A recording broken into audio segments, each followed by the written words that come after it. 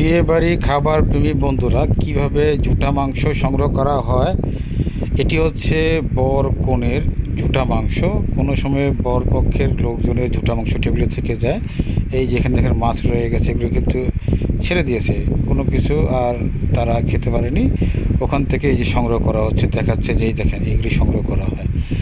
এই যে দেখেন মাছের টুকরা ফেলে দিয়ে গেছে। এইভাবে সংগ্রহ করে এই ঝুটা মাংসগুলি কিন্তু এক প্রতারণা চক্র তারা সংগ্রহ করে সেই মাজার রোডে দুজনের কাছে দেওয়া হয়, এক জীবন আর পাশে আরেকজন আছে তাদের কাছে। এইভাবে সেল করে, যে যার থেকে বেশি রেট দিবে তার কাছে তারা এই মালটি সেল করে দিয়ে যায়।